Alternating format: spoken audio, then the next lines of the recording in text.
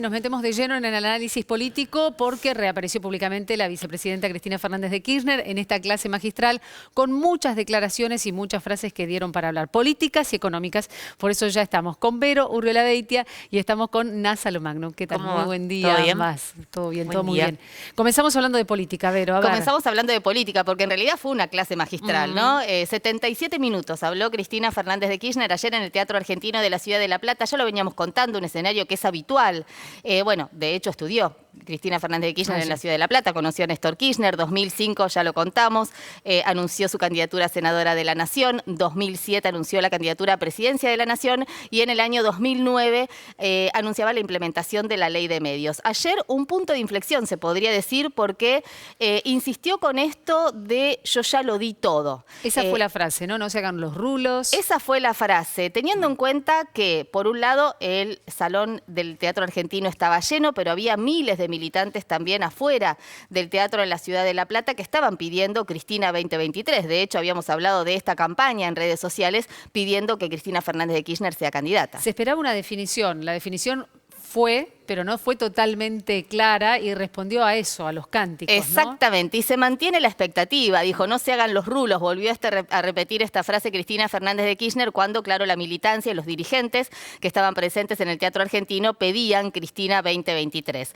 Sí es cierto que se mantiene la expectativa porque hay dirigentes del kirchnerismo que luego de este acto insisten en que es posible torcer aquella decisión que tomó cuando se conoció la sentencia a 6 años de prisión y la verdadera condena que considera Cristina Fernández de Kirchner, la inhabilitación perpetua a ejercer cargos públicos. En términos políticos hay varias cuestiones a analizar. Por un lado, quienes estaban arriba del escenario. A ver, reconocíamos claramente a Trota, el exministro de Educación que estaba sentado al lado de la vicepresidenta y que ofició las veces como de moderador de esa mesa. Exacto. Pero el resto de los rostros no resultaban tan conocidos. El dato de Trota es interesante, director de la UMED, de la Universidad del Trabajo de la Ciudad de Buenos Aires, pero por otro lado tener en cuenta que se fue con mucho ruido del Gabinete Nacional. Dejó de ser ministro de Educación luego de gestionar la educación durante toda la pandemia, con diferencias con la Casa Rosada. Por un lado decíamos Nicolás Trota, pero en ese escenario había figuras que para el común de la gente probablemente no sean conocidos, pero sí tienen algunos antecedentes que hay que tener en cuenta. Por un lado,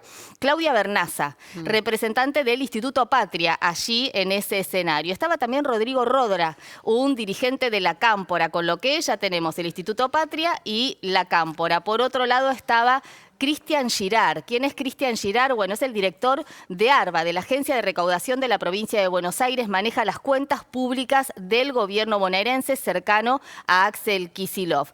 Y también estaba Mónica Litza. Mónica Litza fue senadora provincial, hoy es diputada nacional del Frente Renovador, cercanísima al ministro de Economía, Sergio Massa. Pero vos decías quiénes estaban allí en el palco junto con Cristina Fernández, pero también las imágenes mostraban quiénes estaban sentados en las distintas butacas. Y hubo una en particular que llamó la atención, porque estaban Axel Kicillof, Máximo Kirchner y Cecilia Moró. Exactamente. Las tres patas del Frente de Todos, bueno, hay que ver cómo se desanda el camino con la estrategia electoral de aquí en adelante, pero sí, esa es la imagen que más llamó la atención en términos políticos, teniendo en cuenta que ya desde el kirchnerismo y desde el cristinismo se hablaba de un rol protagónico del Frente Renovador y del rol protagónico también en este contexto de Cecilia Moró, que es la presidenta de la Cámara de Diputados, la sucesora de Sergio Massa en ese cargo por decisión del propio Sergio Massa. Vamos a seguir hablando de quienes estuvieron allí sentados escuchando a la vicepresidenta, pero hablabas de un escenario político, hablamos también de un escenario económico en el que la vicepresidenta se refirió clara y directamente a la situación financiera de bonos de la Argentina, pero claro, también a la inflación, a la de todos los días.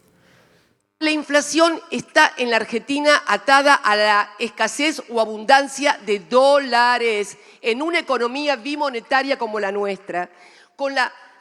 Lo expliqué varias veces, pero siempre es bueno volver a hacerlo.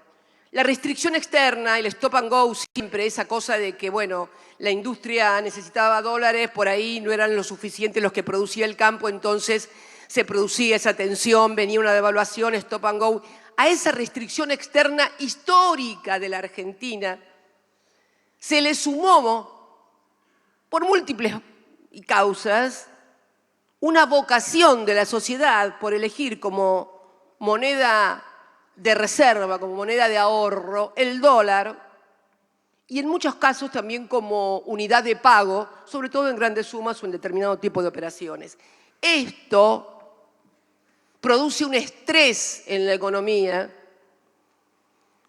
bueno, que lleva, si no hay una correcta administración, a problemas. Pero volviendo con el tema del fondo, es necesario revisar, pero no para no pagar, nadie dice que no haya que pagar, más allá de la discusión de las sobretasas, etcétera, etcétera. Lo que queremos fundamentalmente es que se revisen las condicionalidades y creo que también en el futuro va a haber que discutir que las sumas que se paguen al fondo estén atadas como un porcentaje al superávit comercial, porque nosotros los únicos dólares que producimos son los dólares del superávit comercial. Y los dos temas candentes, comenzó hablando de inflación, termina hablando de dolarización y de las propuestas de algunos dirigentes a los que no mencionó con nombre y apellido, pero que claramente se refería a Javier Milei. Analizamos el tema ya con Nasa Lomagno. Nasa, bueno, era cantado que tenía que hablar de economía, ¿no? Sí, pero por supuesto, es un clásico, ¿no? Claro. Por parte de Cristina Kirchner. ¿Cómo está, Silvi? Sí, es cierto Nasa? que lo puso a Javier Milei arriba del ring, ¿no? Hablando de la dolarización. Básicamente lo que hizo es, a su entender, desterrar la posibilidad de que una dolarización vaya a mejorar la economía argentina, ¿sí? Mencionaba que en realidad Ecuador lo puso como ejemplo por ser el país de los que están dolarizados, el país más desarrollado, y aún así le falta un montón, ¿no es cierto? Lo que explicaba es, aún así Ecuador ni bajó la inflación y por supuesto mucho menos bajó el nivel de endeudamiento.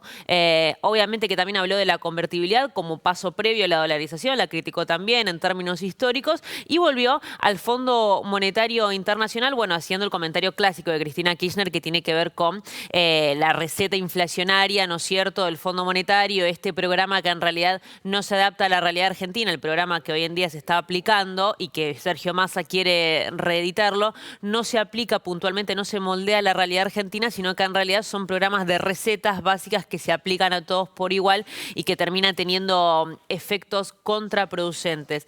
Habló también de un punto importantísimo en donde me parece que dispuso que la conversación o que el debate fuera un poco más allá y habló de cómo generar dólares en la Argentina justamente para poder pagar con el superávit comercial que puede generar una canasta exportadora diversificada, ¿no es cierto? No solamente para apoyarse en el complejo agroexportador, habló del litio, habló de vaca muerta, pero habló también además cómo administrar esos recursos y cómo seguir desarrollándolos sin tener o reducir a la mínima el impacto negativo ambiental, ¿no es Nasa, cierto? Y es interesante lo que planteas porque en un momento también lo que señaló es, si bien vaca muerta es una riqueza inmensa que Sí. está en el país, no necesariamente es la salvación de todo, ¿no? Como dando a entender que se necesitan otro tipo de medidas para Sí. acompañar.